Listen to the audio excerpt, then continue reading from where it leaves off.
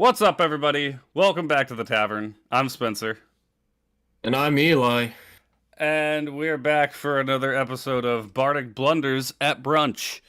Uh, due to you know work Scheduling. scheduling, yeah. So, not a bad day to do Bardic Blunders though, because we just had the Nintendo Direct yesterday. We've had a lot of interesting news. I talked about it briefly yesterday when I was streaming, but more came out after the Nintendo Direct that kind of soured the whole thing. So we'll talk about some of the games that got announced first, and then we'll talk about we'll have a little rant about Nintendo and being greedy. What's up, Ian? So there's a number of really interesting games announced. You had Mario Kart World, which is like an open world Mario Kart. You know, Oh, that's cool. it looks pretty cool. Admittedly, I'm not a Mario Kart guy, but I can't knock that. It looked pretty interesting. They announced that the Switch 2 essentially just has Nintendo's own version of Discord integrated into it. Like you can voice chat with your friends and then like share your screen, and you can buy a camera that you hook up to your Switch that so your friends can see your face. Like, what's up, group? The funny thing is, when they were showcasing it, it was running at like 2 FPS. It was so bad. It did not look like it run properly. So I think honestly that's just not going to be a great feature. But they announced a new FromSoft game that's like a spiritual successor to Bloodborne. Yeah. Although I did I learn it's 8-player PvPvE, which makes me very skeptical. And it's Nintendo Switch 2 exclusive, so you know. We get a Donkey Kong game that's kind of like Mario Odyssey Yep. called Donkey Kong Bonanza. What were some of the? There was a lot of smaller updates. There was nothing Pokemon. Well, we already know Pokemon's coming. Yeah, and there's probably going to be another direct that's exclusive to Pokemon before the game releases.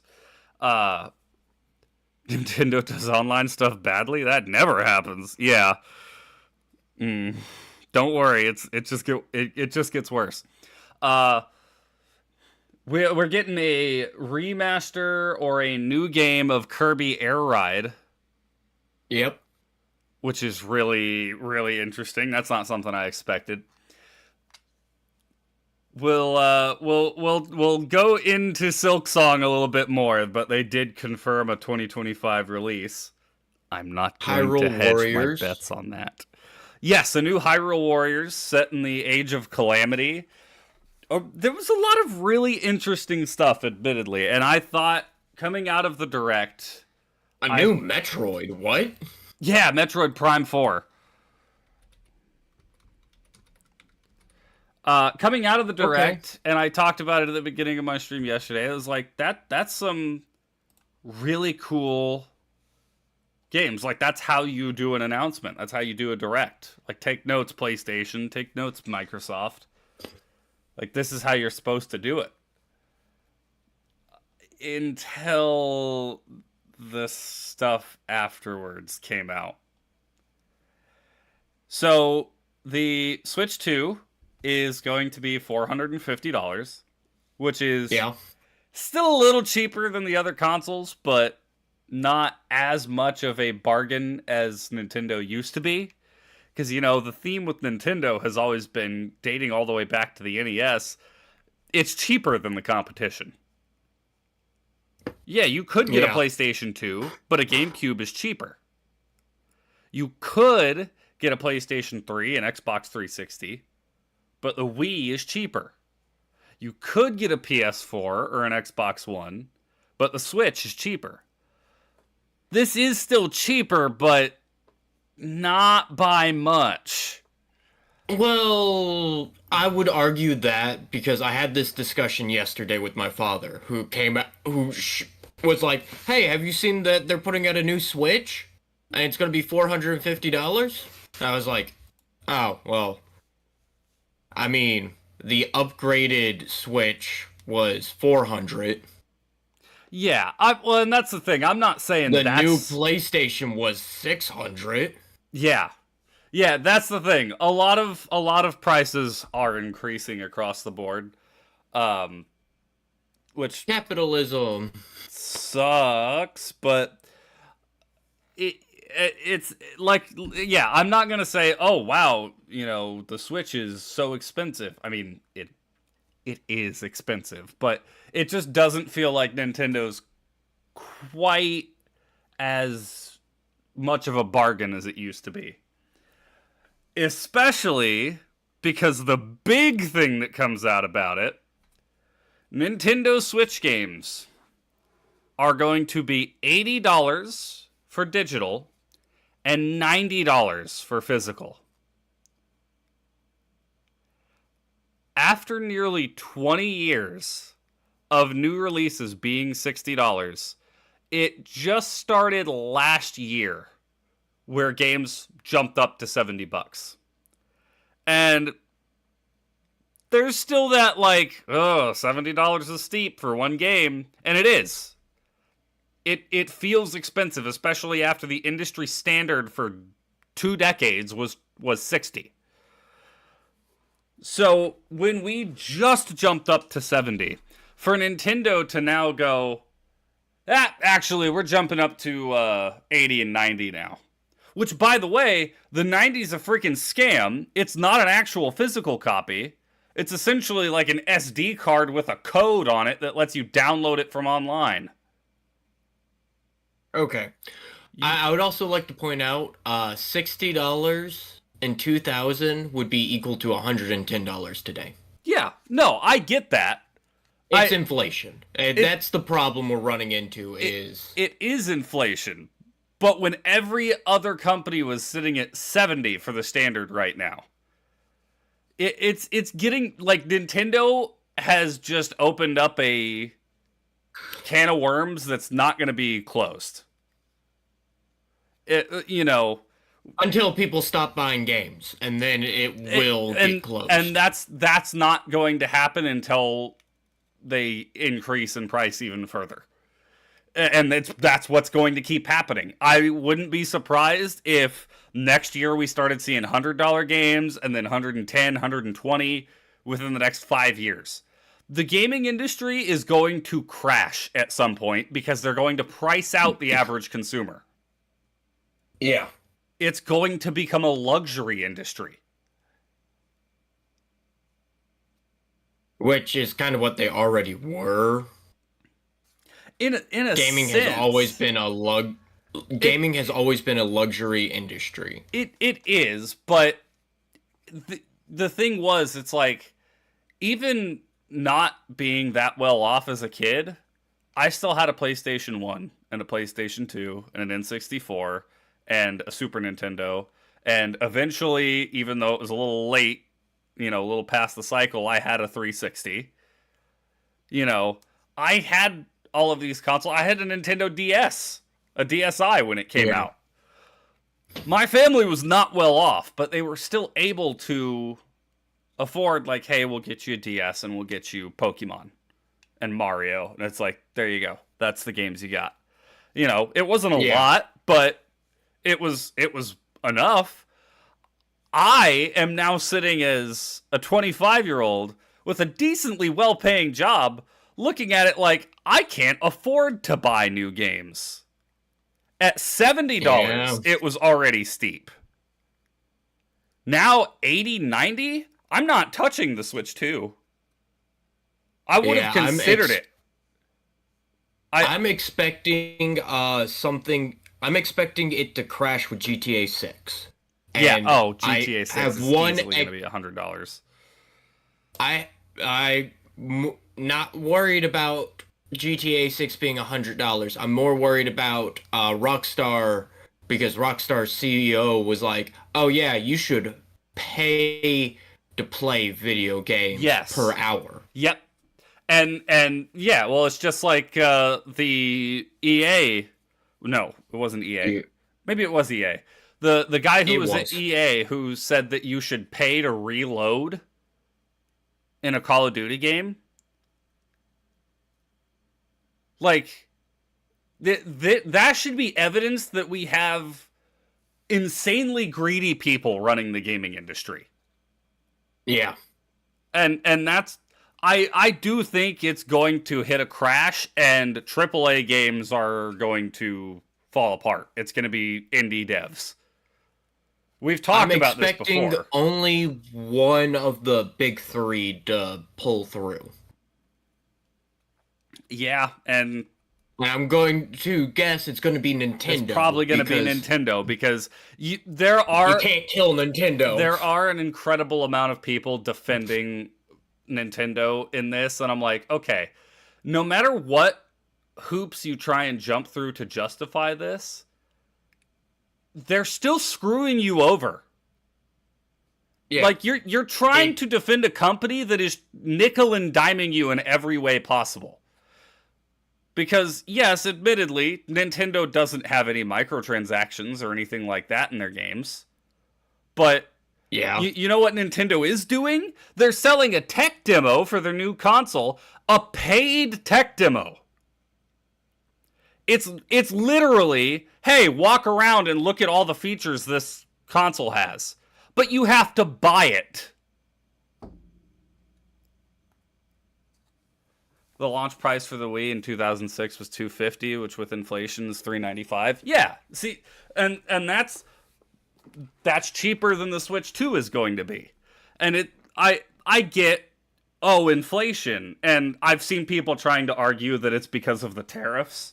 I'm like, yes, the tariffs that came out, the new tariffs that were imposed after Nintendo's Direct, like almost a full day after, made Nintendo do that. Totally.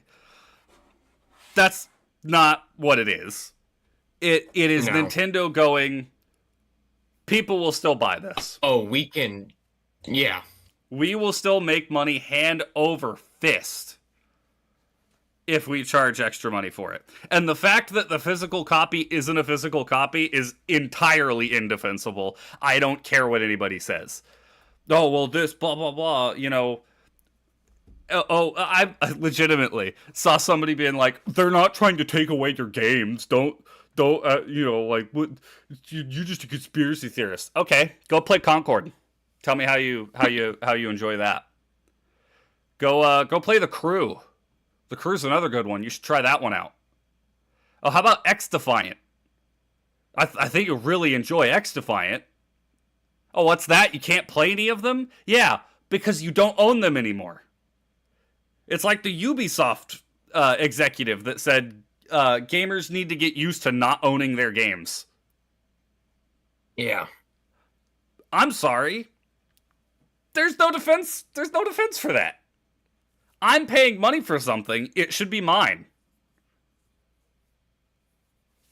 You know, you shouldn't have the right to take something away from me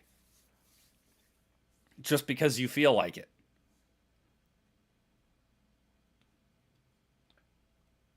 Yeah. See, yeah, group with a storefront like Steam, I trust Steam to not do to not pull the rug out from under me. To not go, oh, we just don't feel like selling this anymore, so that's ours now. Give it back. I trust Steam I have to give Steam a huge amount of credit. They are incredibly consumer friendly. They do a great job doing things right. Dude, I'm so afraid that when Gabe Newell dies it's going to get taken over by some greedy, like, a freaking demon who's just like, we're not making enough money off of this. You know. I'm so afraid of that happening. That would not surprise me at all. But yeah, like, you know what? You want to charge extra for the physical media? Fine. But I want to actually own the game if I have a physical thing saying I own the game. Yeah. I don't want it to be a $90 piece of plastic that is essentially a hall pass for using the game while they decide to let me. So Nintendo super sucks. I'm really like I'm not happy with that development. I think that's going to be an overall negative for the gaming industry. Yeah. When Gabe dies, he'll stop using Steam for at least a year or two. I will. My thing is, I will absolutely monitor what Steam is doing. My only hope is he manages to pass it down to somebody who has the same morals as he does. I'll probably keep using it until something happens that is like, oh yeah, I can't trust this platform anymore. Yeah. But another thing people have tried to argue against people are being priced out of gaming. Oh, well, gaming's exploded so much in recent years. Yes, that's because gaming has, one, become less stigmatized. It's not, oh, you play video games, you're some fat, sweaty loser in your mom's basement who doesn't have a job and is a deadbeat no-life. Doesn't shower, just sits there playing video games all day. It's the same thing with D&D. Like, both of those have recently, it's become more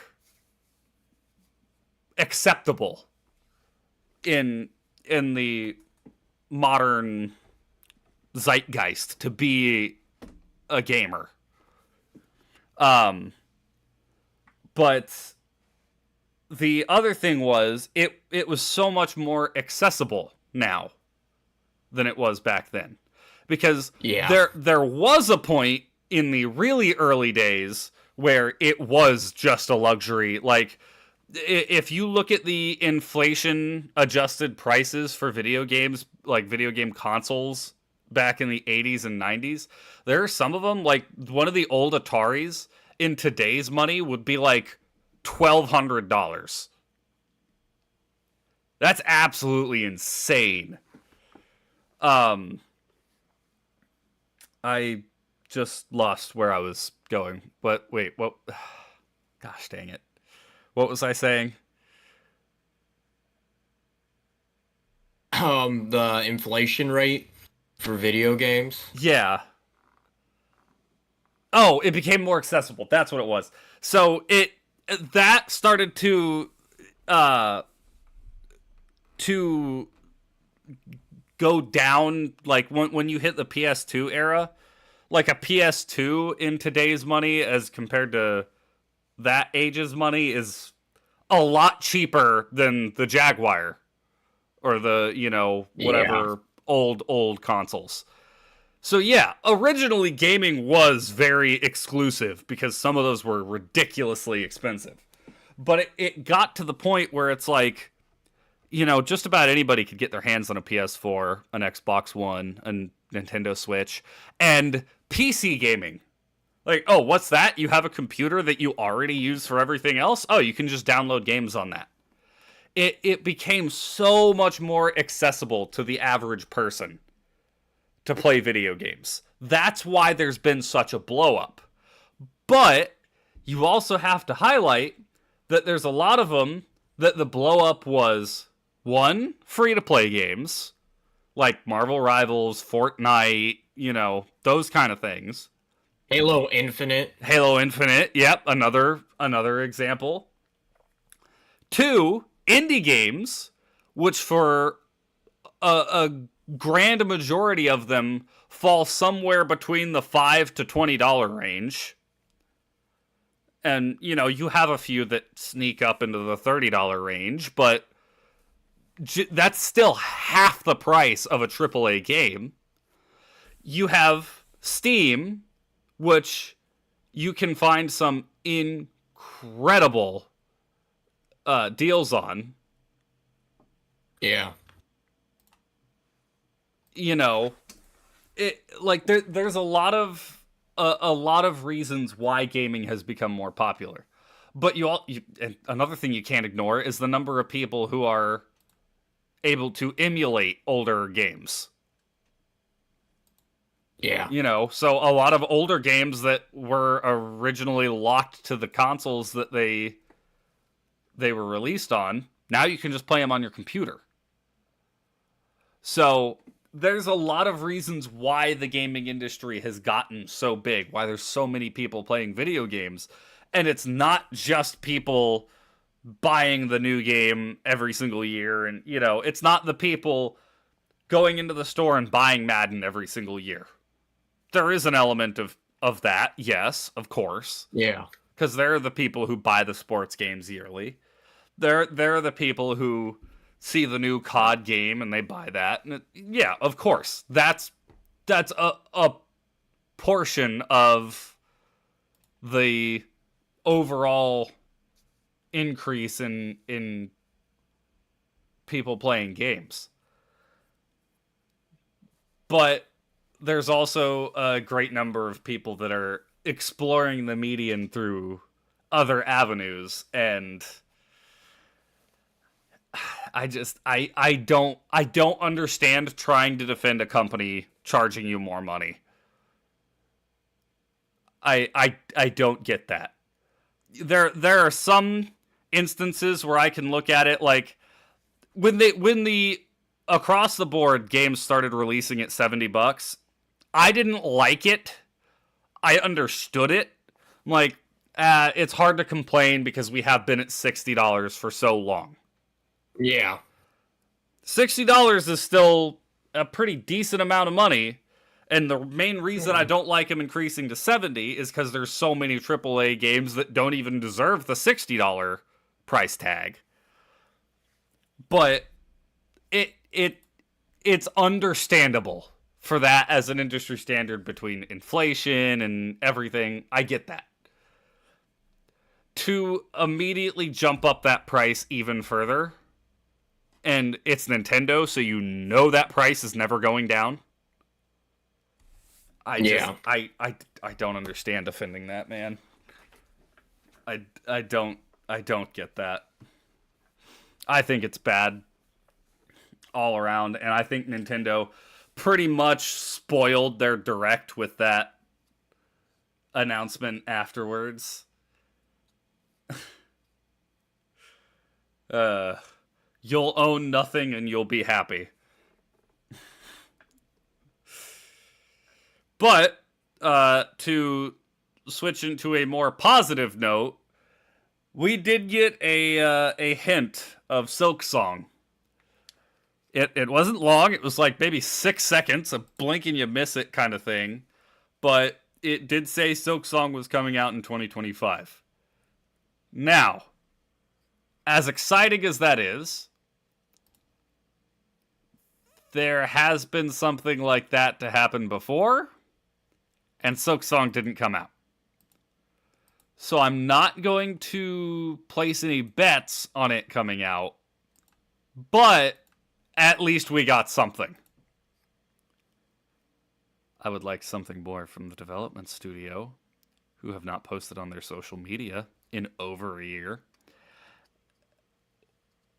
But at least we got something. Silk Song fans, you can stop donning the clown mask, praying for any sort of announcement. Oh no, you didn't miss much. We just finished off talking about games being that expensive and everything. I have not seen the Silk Song subreddit, actually. I don't know why I didn't go there. I was looking at all the people on Twitter yesterday, and it was really funny, that people losing their minds. No, not r/gaming. Silk Song Reddit. They are clowning so hard on the doubters.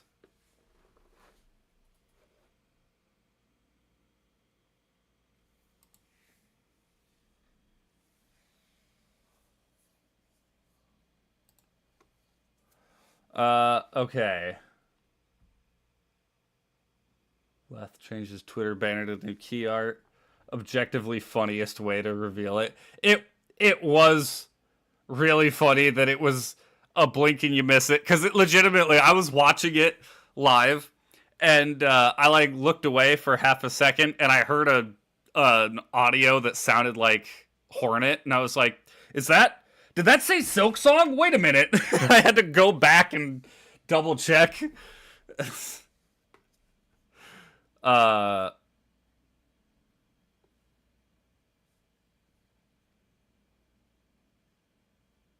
but yeah, I hope I hope that they don't delay it again,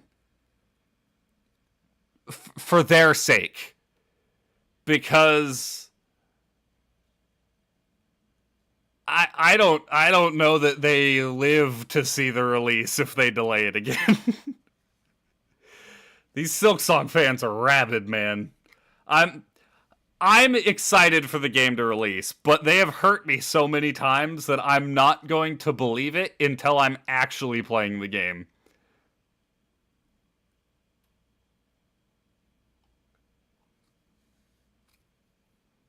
Oh yeah, the Deltarune. I forgot about that. Deltarune also is getting some updates. It's getting new chapters, which that was another game everybody was like begging for. Oh my gosh, Zote was in the Silk Song trailer. That's hilarious. I don't know who that is. I know, you don't play Hollow Knight. Favorite is a piece of fan art that's a dumpster with the clown outfit and Hornet in the background, a la Spider-Man.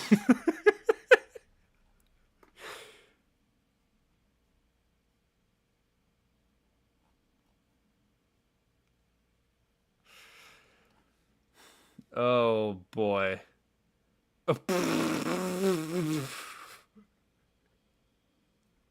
Some guy posts his freaking monitor in the hospital is like going flat and it's just with the on the Silk Song subreddit, like, I'm gonna die before I get to play Silk Song. Feels bad, man. Jeez, that's got to be a joke, right? Please tell me that's a joke. I hope that's not true.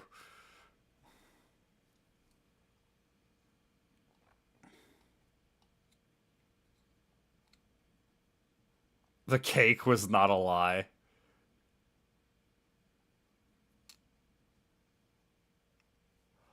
Oh gosh, that guy made a mistake. What? There's a guy in the subreddit who at the end of last year said, if Silk Song comes out in 2025, I will buy for everyone that comments.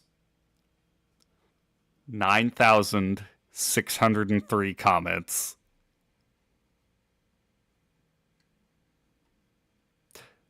Someone got themselves in a spot of trouble.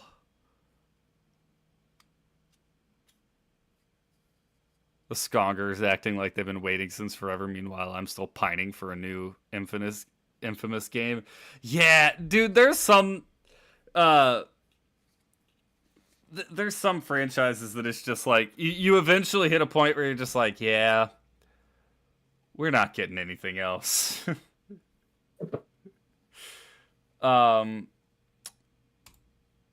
Kingdom Hearts 3 was like that for a while.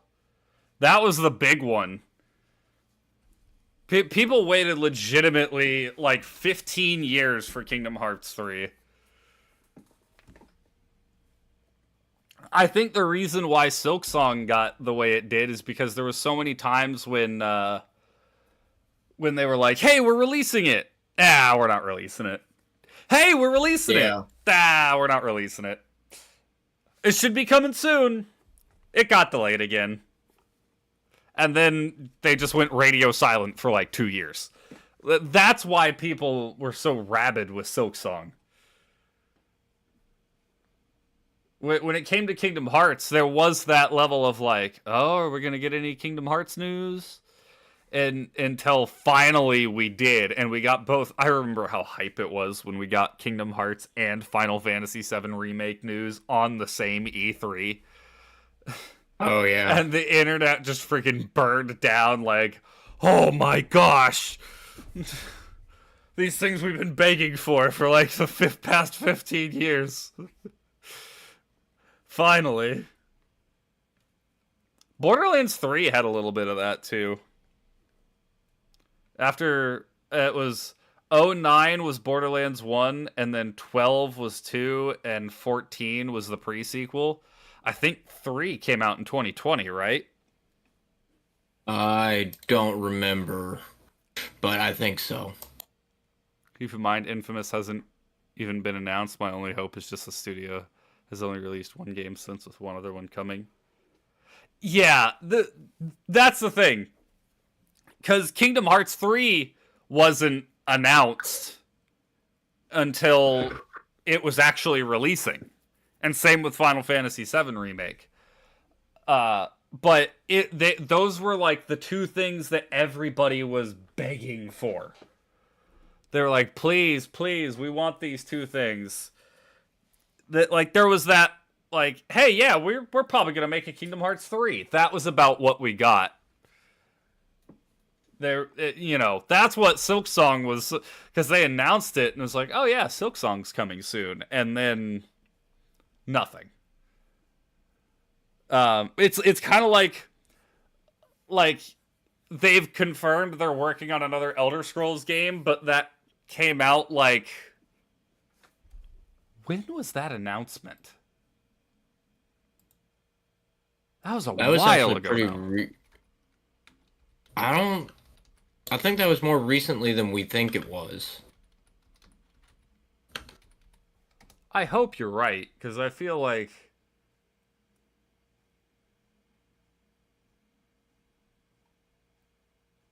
Nope, 2018.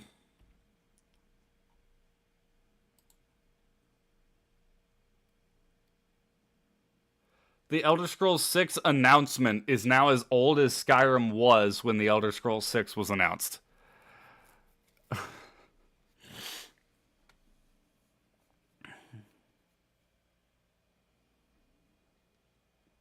Memes of Silksong releases to sewage slide note.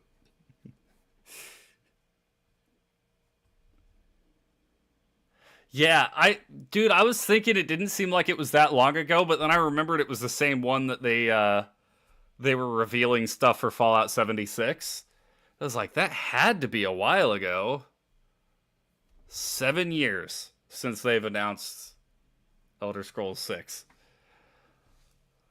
Yeah, Dauntless, we had some scheduling conflicts, so we couldn't do this.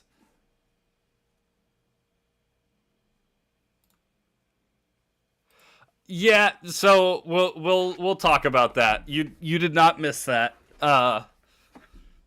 We were just talking about Hollow Knight Silksong right now.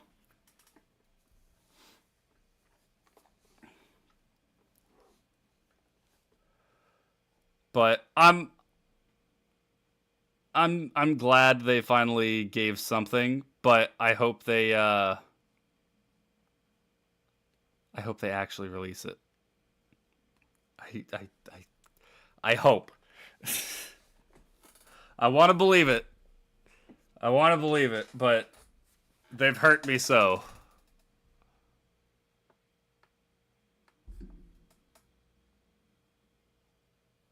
Why no Silksong trailer from the devs? That's a great question.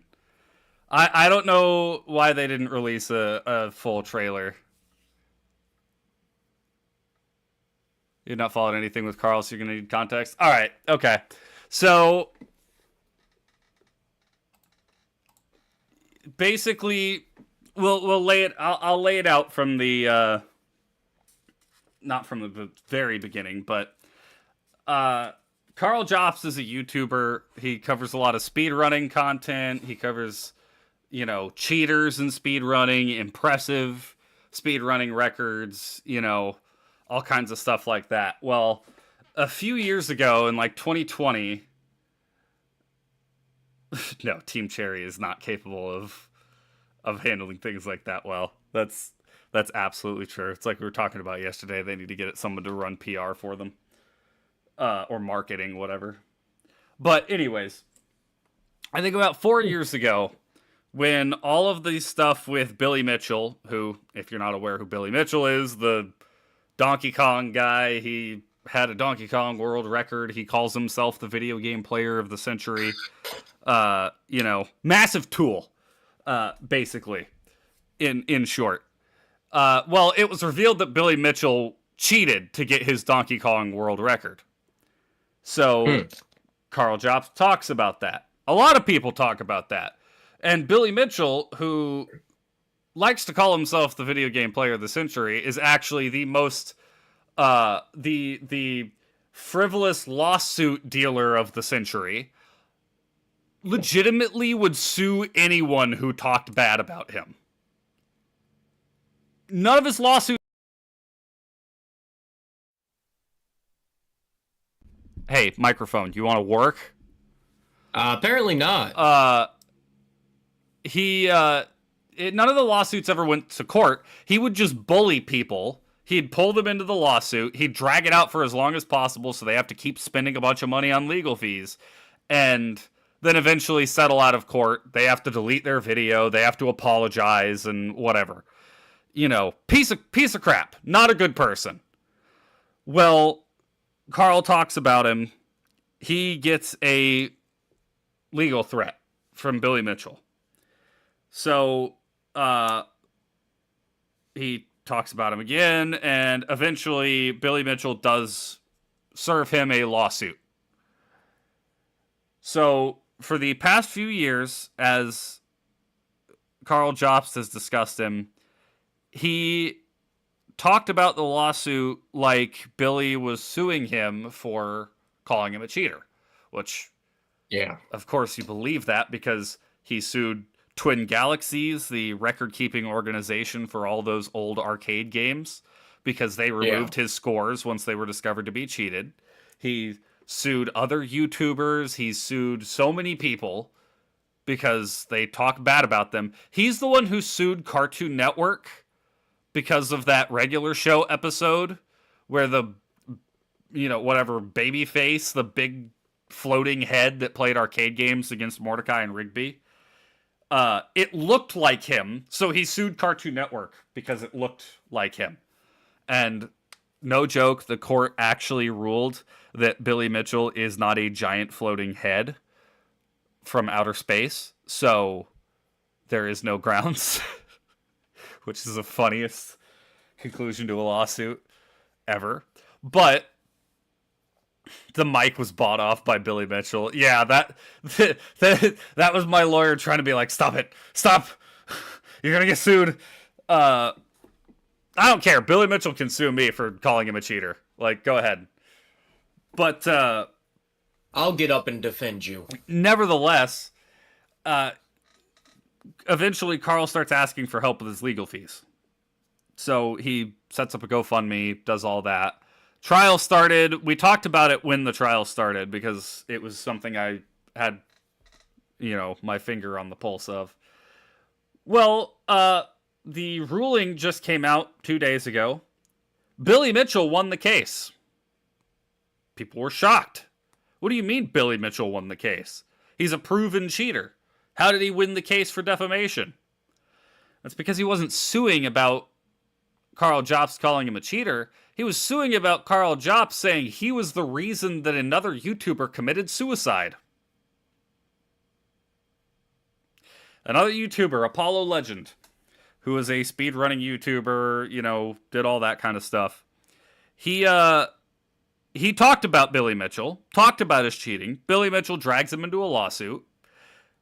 Apollo would have won in court, but due to health issues and other things, he just couldn't keep it going, so he settled out of court. And later on, he ended up offing himself because of the health issues, because of so many other things. It's really a sad story. One of the things he never mentions in his note or video or whatever it was, he never mentions Billy Mitchell. So, Karl makes this claim in a video about 4 years ago that Billy Mitchell is one of the reasons. Uh,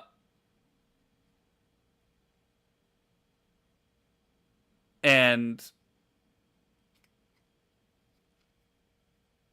it's just, he spent the last 4 years making it seem like he was being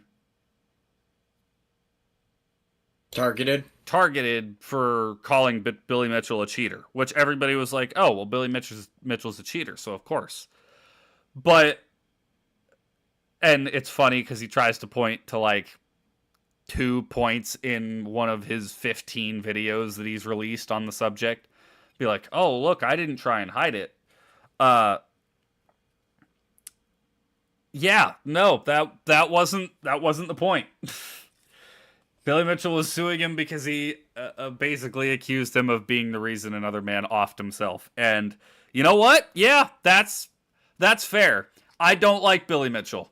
He is a blowhard. He's arrogant. He sues people for no reason. He's not a good person. But when you make Billy Mitchell look like the sympathetic party, come on now. Like, dude, what are you doing?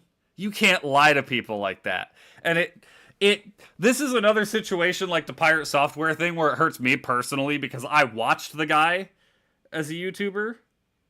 Yeah. And I enjoy a lot of his content when he stays in his area of criticizing cheaters and speedrunning or anything like that. He makes pretty good content. But which was the Queen Pwn's-a-lot drama, Dauntless? I don't remember that one off the top of my head. But yeah, like he'll cover, people who like he covered the Dream stuff when Dream cheated in Minecraft. He covered the guy who outed Dream for being a cheater, who also cheated himself. He's talked about incredible speedrunning achievements.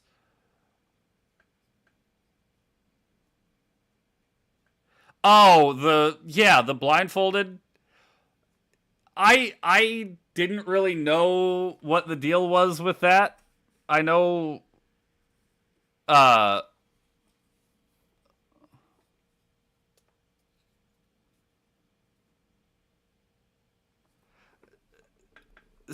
know she didn't actually do a blindfolded fight, and I think that's what the main issue people had with it was.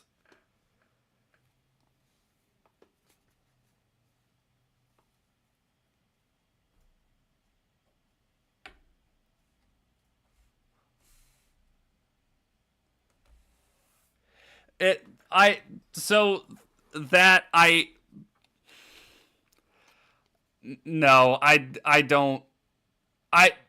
I can't pin the blame on him for people going out of their way to hate on her. Because that's just what he does. He's talked about other blindfolded cheaters before in other games. He's covered plenty of stuff like that. I won't blame him for people coming to harass her, because that happens inevitably with every YouTuber. Like, you can say as much as you want, oh, don't go and harass this person, don't go and harass them. There are people who are going to do it anyways. Regardless of what the YouTuber says, the YouTuber can't do anything about it. I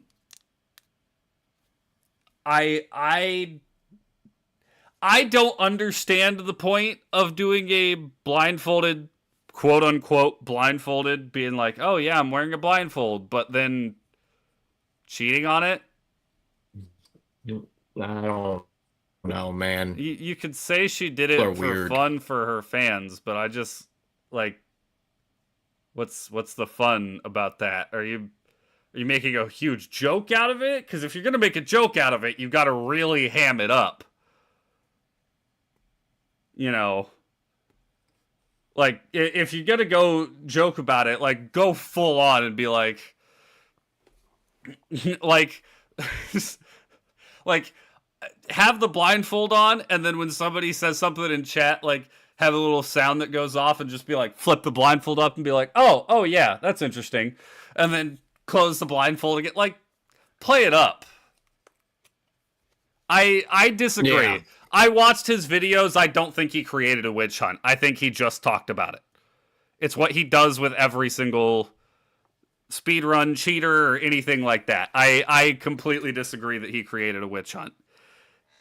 The thing is, just talking about it is enough to get people to go over and spread hate. Unfortunately, that's the way it is. There are just people who are like that. That no matter how much you emphasize to them, like, just because this person is doing a fake blindfolded run, they're not a horrible person. Just because this person submitted cheated speedrunning scores to the speedrunning board does not mean they're a piece of human trash that you need to go insult. Like, no matter how much you emphasize that, people are still going to do it anyways.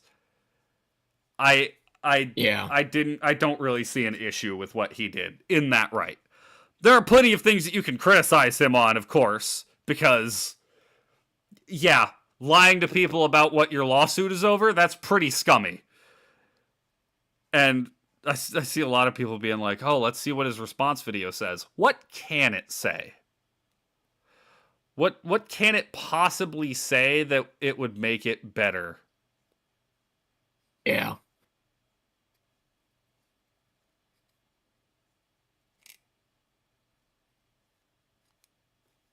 I don't know, man. I don't agree.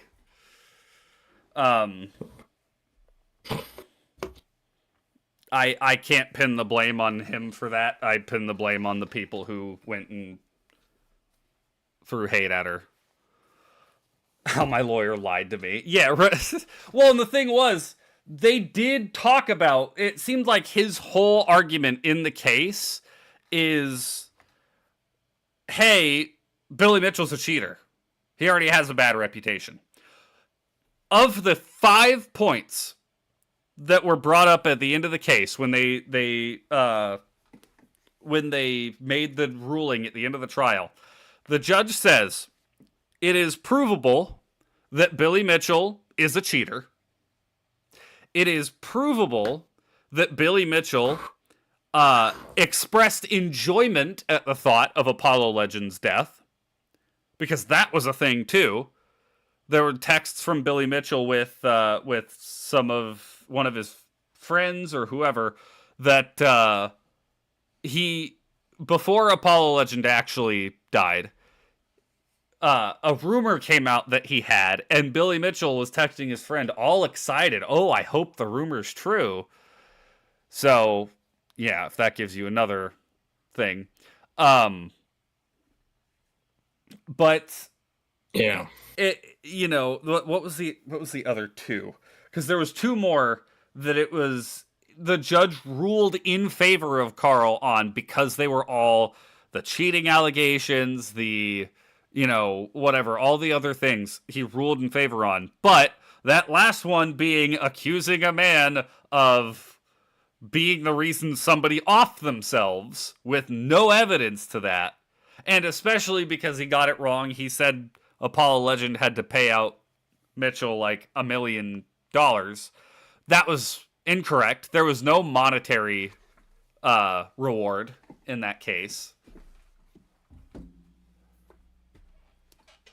Who's Billy Mitchell? Mm. That's a question that would take a lot longer to explain than we have time for. Billy Mitchell is an old gamer. He plays like the classic arcade cabinet games. He once had a record for Donkey Kong, and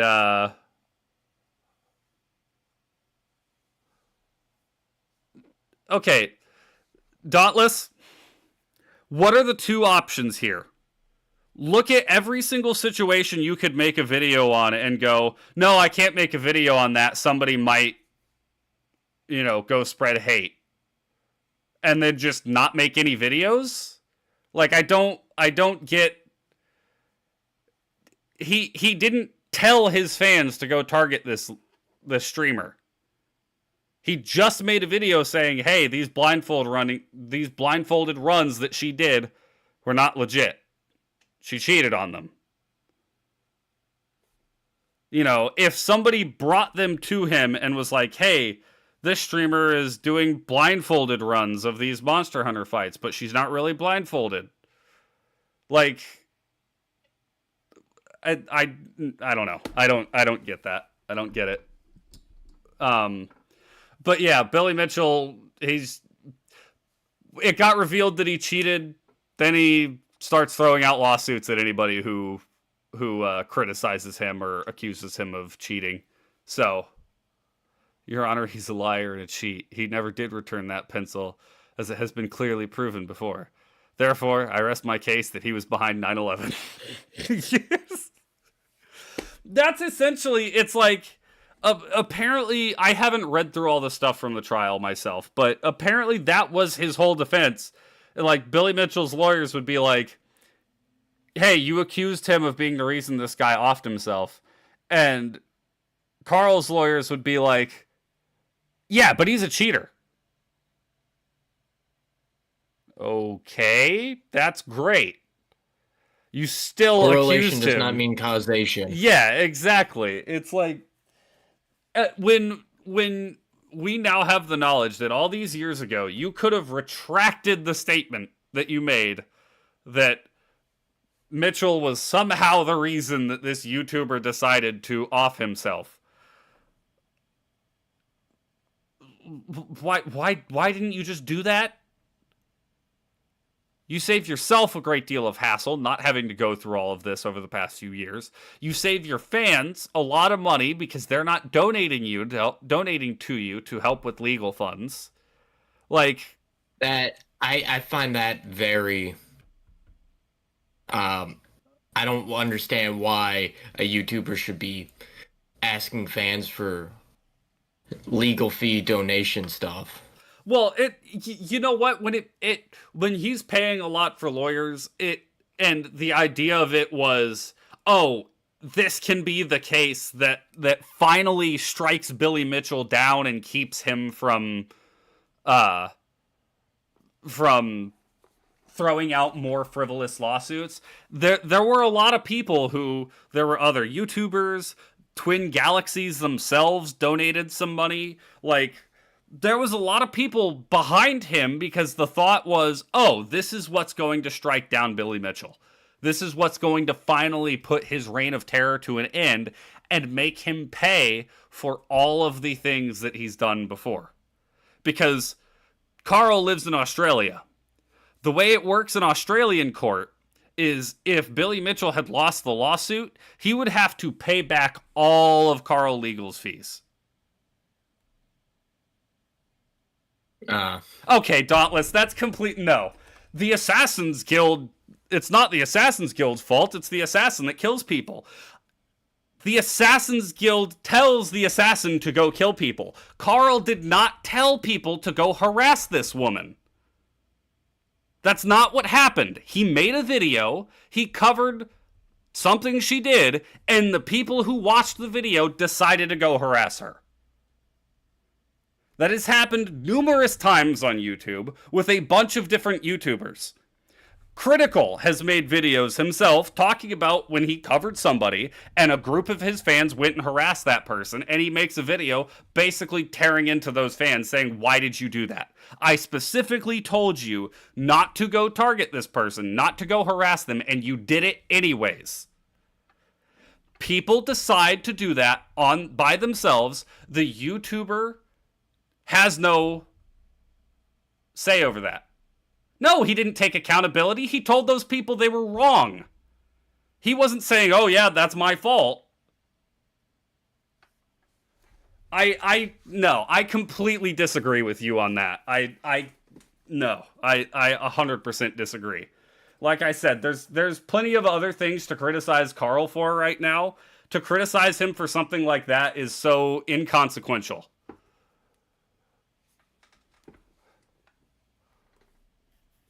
God damn it, group. That is really funny, group.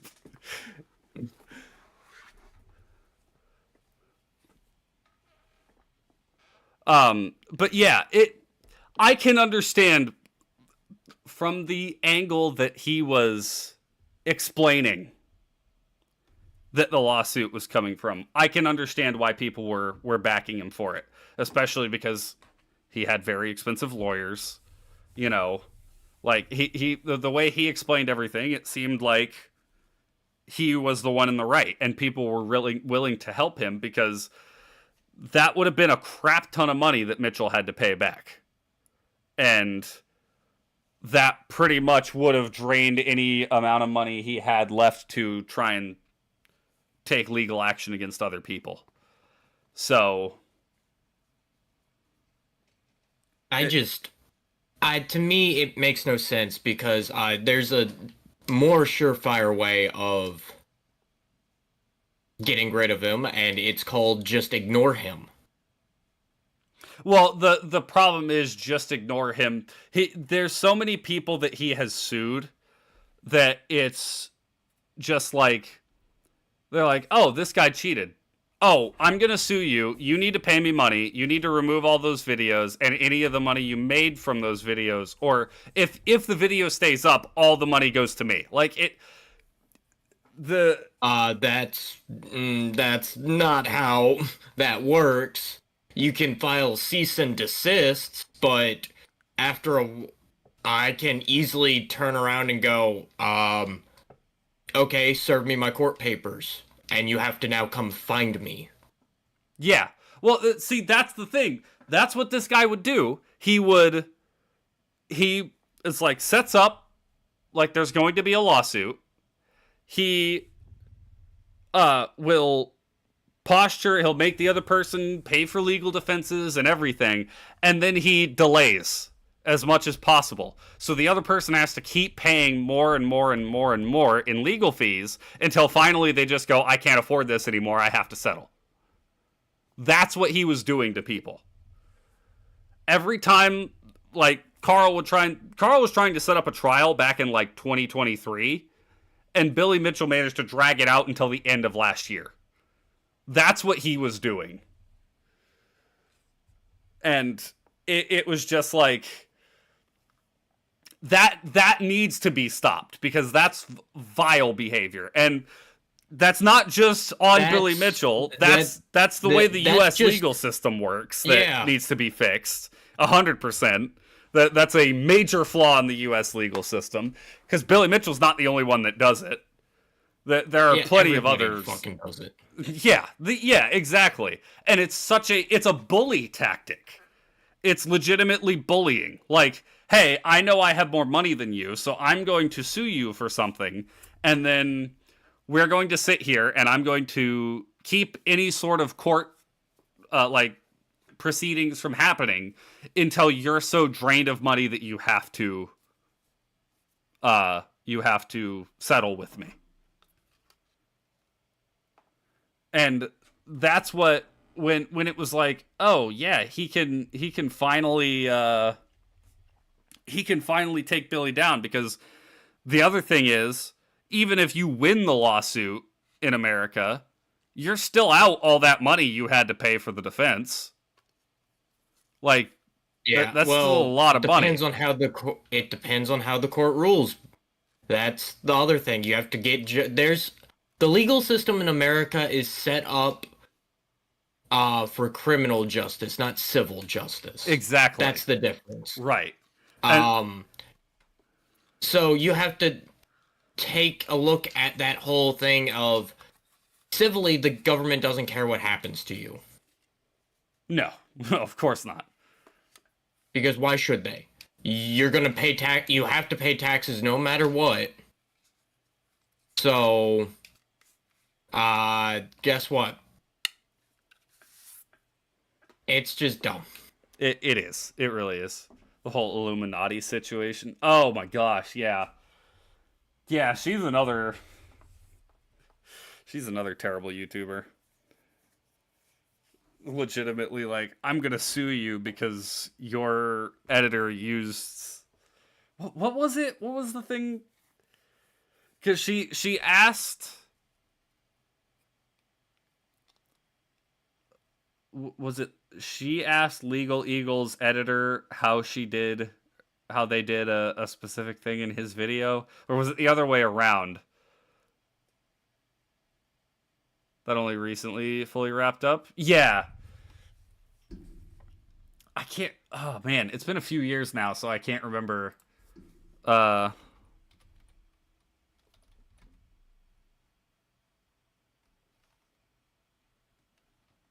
I. It's just the U.S. legal system sucks. It has always sucked, and it will always suck. right.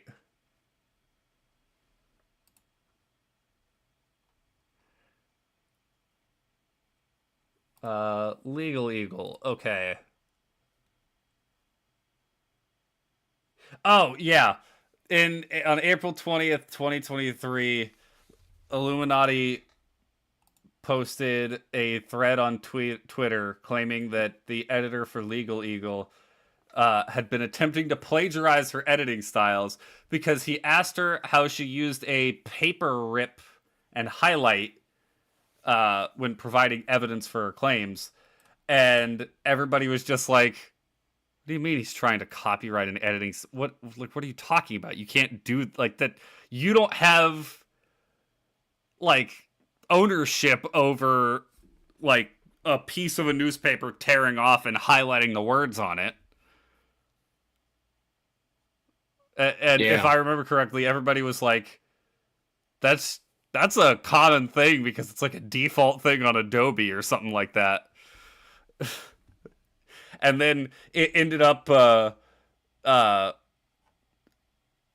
like opening up all of these other terrible things that she did, and she ended up getting brought down for it. Um, yeah, there's a lot of bad YouTubers, and Yeah. like that's I'm not going to say Karl Jobst is like a vile piece of trash human being. I lost respect for him because, you know, you even if you didn't outright lie, it was a lie of omission. Yeah. Karl, Ian, just rewind the stream at this point. I've already explained all of this stuff earlier. um, he's So he's a Karl is YouTuber. this dude who apparently does YouTube. That's about all I got from this. Cool. I don't care about this stuff. I hate to say it to you. I just do not care. It's just stupid. There are Yeah. easier ways to fix this problem, and nobody just wants to sit down and say, hey, wouldn't it just be easier if we said, hey, dude, great, you want to keep suing people? Okay, go in that little hole over there and keep doing it. But you're not going to get as much as you think out of this stuff. Oh, yeah, no. We're just going to ignore you till you go away. So get used to it. I don't know that that works, but It works very well. People stop consuming your stuff. People stop coming to your streams because, oh man, people like drama. People are gonna go to where the drama is, and they're gonna go listen to both sides because they think they're, oh, I have it in my head that I understand both sides, but I want to hear it from both sides to get their point of view because I'm smart. You're not smart. It's just drama to cause drama. That's all it is. well, yeah, there is a lot of online drama. When it comes to Billy Mitchell, the thing is, it's not just like streamers and other people. He throws out frivolous lawsuits all the time. What needs to happen is the US legal system needs to stop him from doing that, and then everybody can ignore him.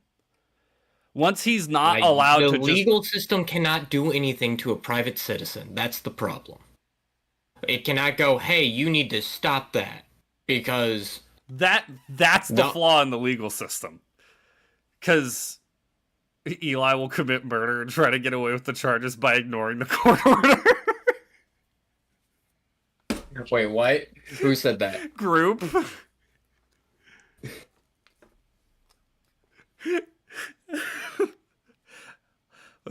What do you mean I've been served a court order? I simply don't believe.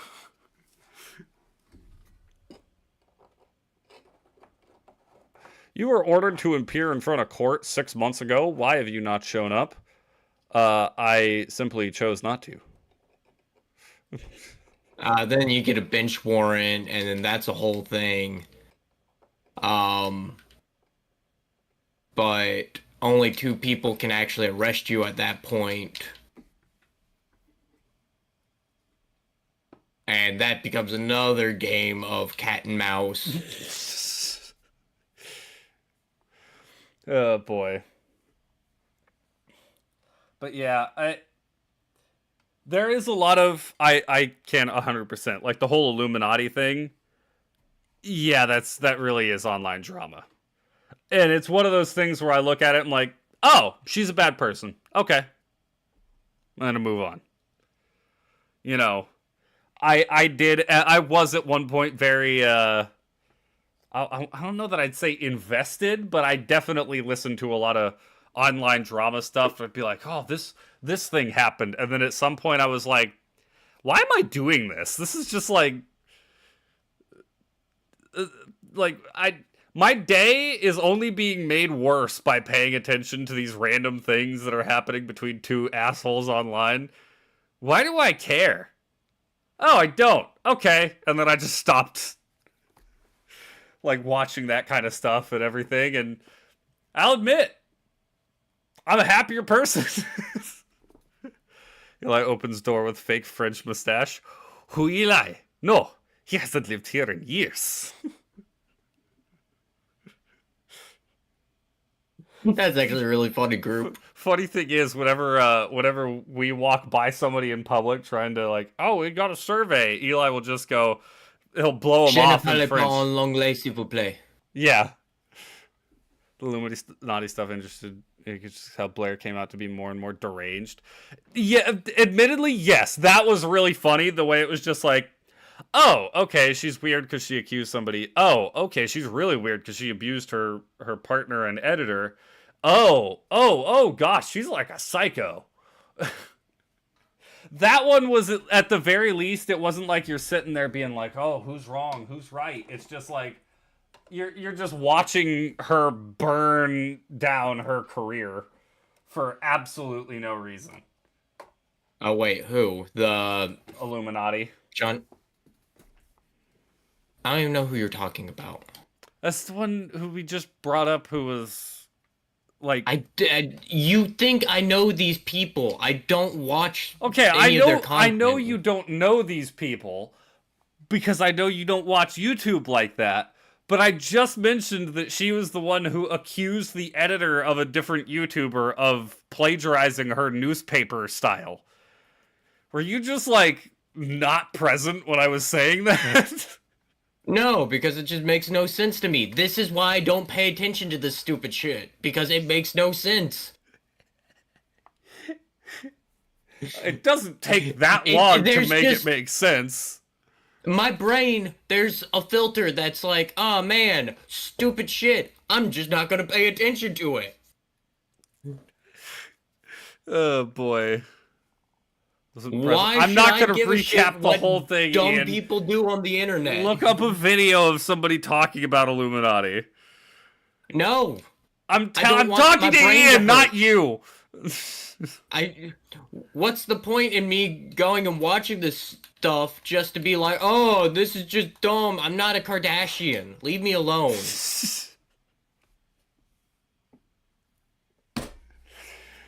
Oh my gosh. Good grief, man.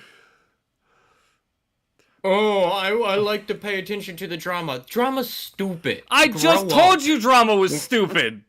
I just agreed with that point. You're the one who keeps bringing it up. I'm not. Group's the one talking about it, so I'm talking to him about it. Eli feels very strong about this because he's too dumb to understand.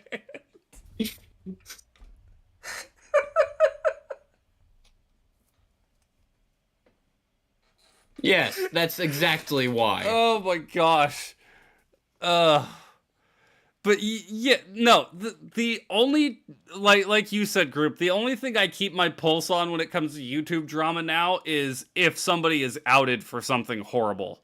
Like, there was a YouTuber that a few years ago, he was caught he was a murderer. He put up a live stream that he didn't interact with chat on, that it was actually pre-recorded. He wasn't actually live. And while the live stream was up, he went and murdered his fiance or his whatever. I don't know if it was the woman who divorced him or whatever, but he killed her and tried to use the live stream as an alibi. That, yeah, maybe don't watch that person. Oh, hey, this person was outed as a PDF file, we'll say it that way. Yeah, I'm not going to watch that person. That's typically the kind of stuff I pay attention to now. The only reason I knew about the Illuminati stuff is because it happened a few years ago when I still paid attention to any of that drama stuff.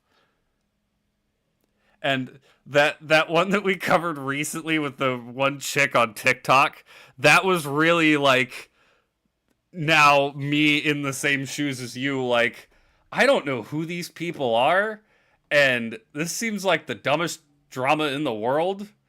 Like, at least Blair, the Illuminati, was an actually terrible human being, so it makes sense why that situation got blown up and she got removed from YouTube. But yeah, there is a lot of YouTube drama that's just like slop. So I know where you're coming from. But good grief, man. It's just all dumb. Yeah, a lot of it is. A lot of it is dumb. This is why I don't understand why people like drama so much, because there's so many things that you could just go, oh man, I could solve this by not being a fucking dumbass. Yeah, but you think the average population is not going to be a dumbass? It was all I'm not even that smart. I understand I'm dumb. That one's funny, group. That one's funny. You know what? Only keep tabs to not support horrible people. Yeah. That's it. You only pay attention to it. I'm gonna stick to watching my VTuber drama. That's fine. If, like, you have no freaking room to talk. Like, I don't understand why anybody pays attention to this. I'm gonna go back to watching my VTubers.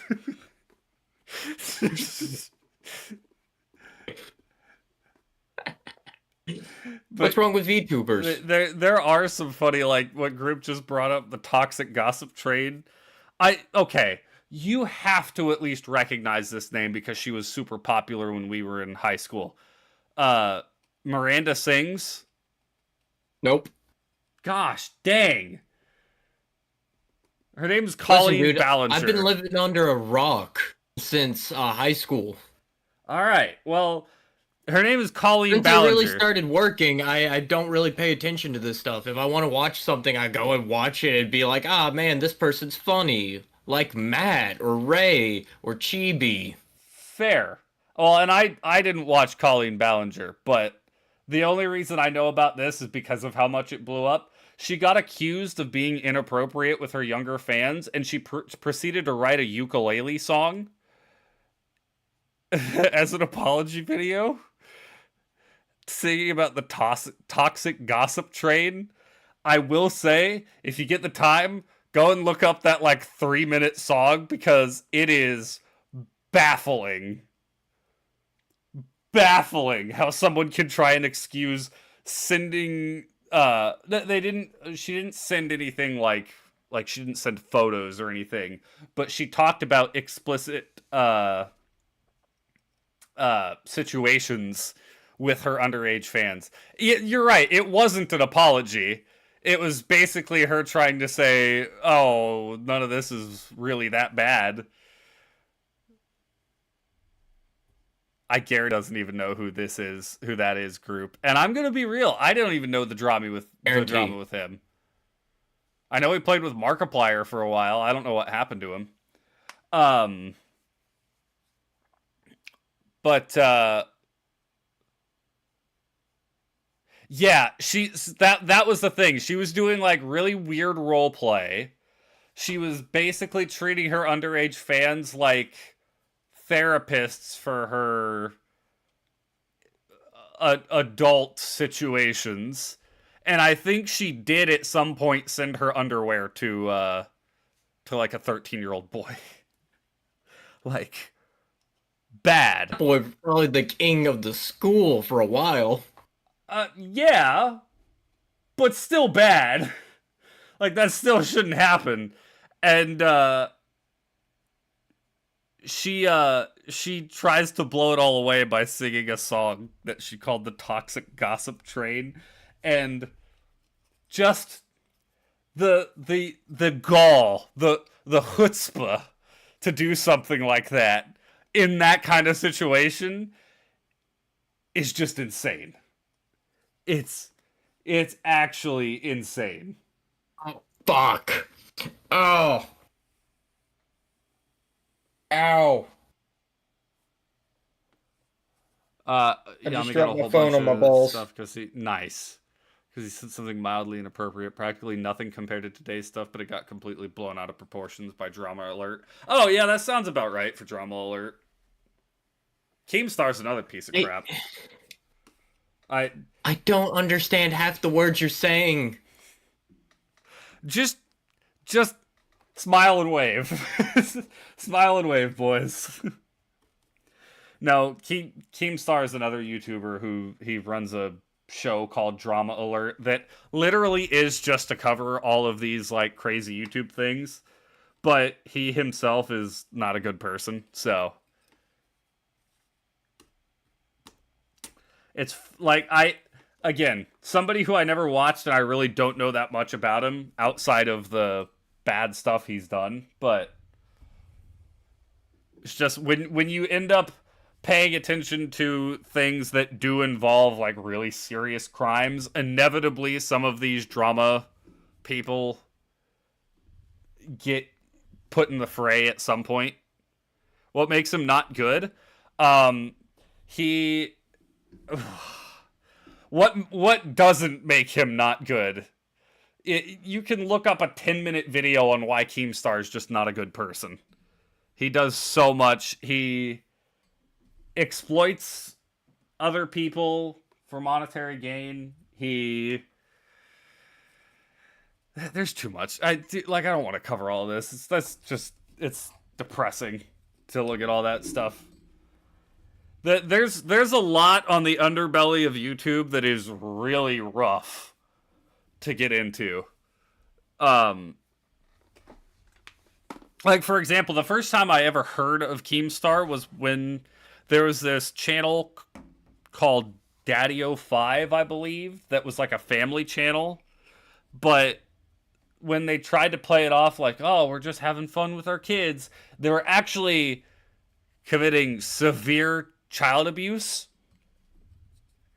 Like, torturing these poor kids. And he was involved with blowing the story up, so they got taken away by Child Protective Services. But Ian, I don't want to explain every single one of these freaking people, because all of these people podcast are already bad been going people. on for an hour and a half now. All of these, 8 Passengers. That's another child abuse YouTube channel. Yeah, that's another example of a terrible YouTuber. Internet Anarchist. Oh yeah, dude, he does nothing but milk YouTube drama. There's so many YouTube channels that's every single video is, I can't believe that they did this, and it's just like, come on, guys. I'm so glad that's not my YouTube feed anymore. Like 2 years ago, it absolutely was, but now if I look at my YouTube feed, it's let's see, top clips for Ray from March 2025. There's a hockey Hold on, video. I want to go see mine. I want to go see mine. What video? First one is Bardic Blunders. That's a good one. You should watch that. Kanza Tarkir, cooking stuff, Hololive, Warhammer stuff, Taskathon, more Warhammer. I don't even play Warhammer anymore, but D&D stuff, Pokemon, XCOM. Skyrim. Why am I getting a baseball video? Hockey. Nintendo, Let's go baseball. Skyrim. Hockey. Skyrim. Ray. A Minecraft movie video. Oh yeah? Ooh, a video on the new Saints Row game. New. It's a couple years old now, but that's the kind of like if we want to talk about gaming industry drama, I'll look at that. That's always fun. Oh, why did this game suck? Well, it turns out that behind the scenes, like that's interesting. So happy this stuff I have to actively look out, not constantly stumble across. That's the thing. I'll see something like somebody say something. The only reason I end up knowing about a number of these too is because somebody will say something and they'll be like, oh, did you see the drama with Remington Fart Sniffer or something like that? And I'm like, I don't even know who that is. What are you talking about? And then I look it up and it's like, yeah, Remington Fart Sniffer actually killed like 15 puppies in a coke binge, and it's like, oh wow, that's bad. I didn't know this guy existed, but yeah, he's not a good person. Like it's always something like that ends up. You have so many Silk Song confirmed videos in your feed right now. That's funny. You're watching the Minecraft movie? I'm gonna be watching it on Tuesday. Without me? I'm watching it with my sister. We were gonna go watch it tonight, but the theater near us had a midnight showing at 11:50 yesterday when I looked at it at like 9 o'clock at night. I woke up this morning at 9 in the morning. There was no midnight showing. There were 2 tickets purchased for that midnight showing when I looked at it. There is no way an entire theater filled up for the Minecraft movie in less than 12 hours. Listen, man. So we have to wait until Tuesday. You kicked me out of your movie watching circle. I see how it is. If you want to join me and my sister to go watch the movie, you're more than welcome. But you got to pay for your own ticket. I'm paying for my sister's. Besides, I thought you worked all this week and next week. I mean, technically yes, but I don't go to work until 4 in the afternoon most days, except for this Friday. Okay. Do you work that late on Tuesday? Yeah. What days are you off next week? Actually, I might not even have to work on Tuesday. Well, cool. I just see how it is. You just don't love me anymore. Okay, see, yeah, group kids eat that sort of movie up. Are parents really bringing their kids a movie theater full of kids for a midnight showing? There's no shot. You never know. Okay, you know what? I could see 2 or 3 families doing it. My family did it. Yeah. Back in the old days. Well, movies were also more popular back in the old days. Now, when most movies just release on streaming, that's what parents are going to do. But if parents are going to do that, most often they're just going to take them in the middle of the day or hey, we got out of school, let's go watch the movie after school. But you want to know how I can tell you that that is not the case? Because every other showing for the movie has like 2 people. Let's go with the theater closest to us. IMAX. Shut up. IMAX 10:30 tomorrow. 10:30 at night tomorrow. There is that one has like 15 seats, but that's still a small fraction of the theater.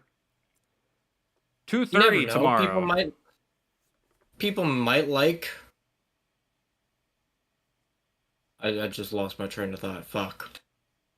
2:30 tomorrow. Like 11 seats taken up. 5:10 tomorrow. Your entire village went to the first showing. They're not going to go again. See, like 5:10. That one, it's not full. There's still plenty of seats open. But I understandably, that one has a pretty decent chunk of seats taken up. That's like right out of school, parents taking their kids to see it. Like, that makes sense to me. Same with 7:50 p.m. That one's pretty full. That's the first one that's had more seats taken than not.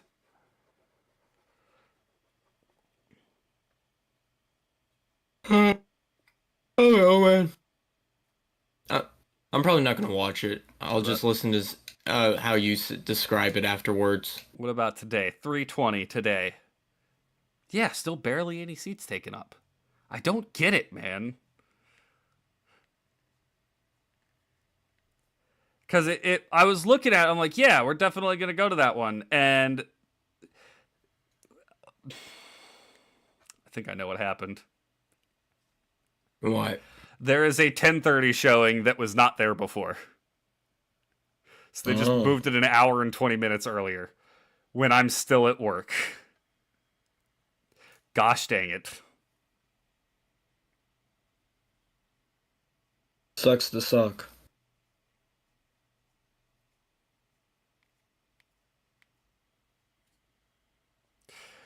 Well, either way, we should sue the movie theater. Yeah. Do it, you won't. Movie theater called me a cheater. Oh boy. But anyway. You got your quote? Yeah. Go ahead. The gates of hell are not locked from the outside. You hold the key and you turn it every day.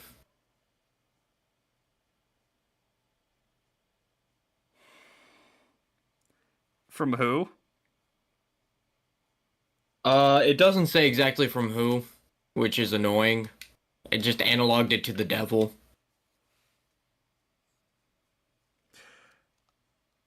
Okay. Because I have a very similar quote.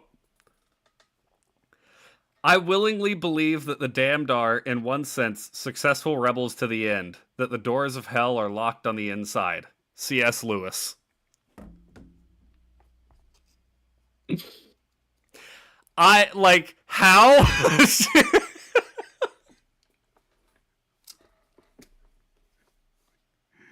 One of us. One of us. It's no joke, the first thing I saw when I was flipping through, I was like, I haven't read that one off. Good grief. That was funny. I'm the like sense of disbelief of like, that's not the C.S. Lewis quote I was gonna read, right? I think that might be the closest you and me have come to mimicking a quote. I think so.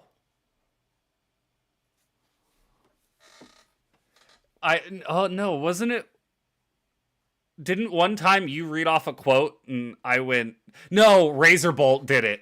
Razorbolt did it.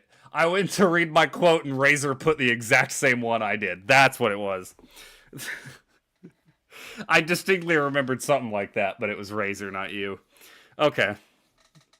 But anyways, thank you everybody so much for watching. I'll be back tomorrow. I'm probably doing Elden Ring. And then that'll be the end of the week. Meh. So hope everybody enjoyed. Hope everybody has a great rest of your day. Thanks for tuning in for this brunch episode of Bardic Blunders. And see y'all later. Tally ho! Peace out. Tally ho. Yeah. That one.